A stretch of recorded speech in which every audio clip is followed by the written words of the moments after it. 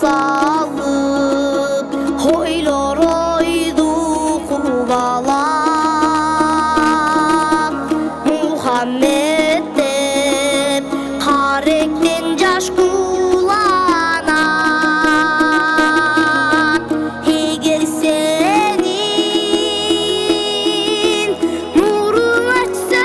ömürden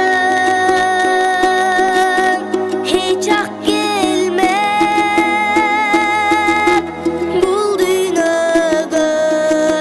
bul düynögö kıyamat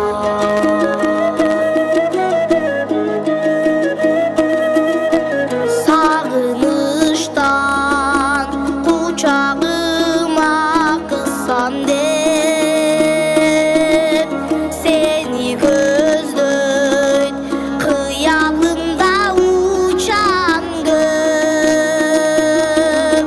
tartkan sana kusalıklar joyulsun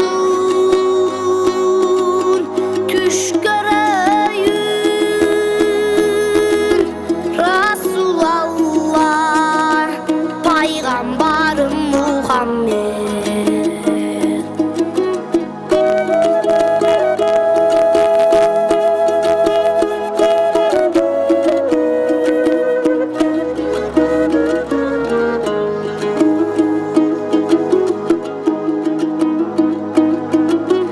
Seni bergen jaratуучу Кудай тең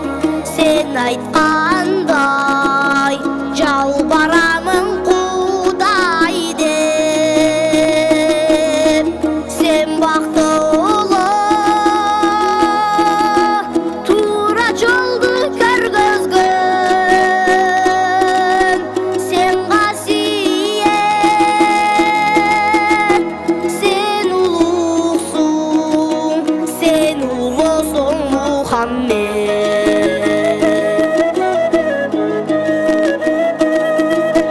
сүйдүм сени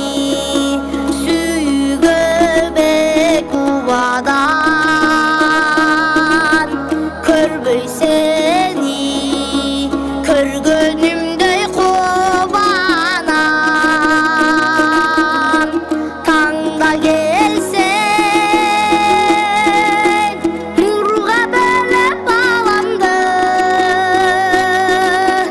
күн уянып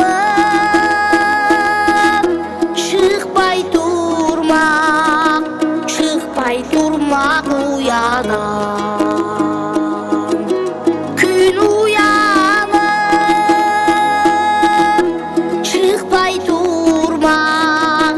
чыкпай турмак уядан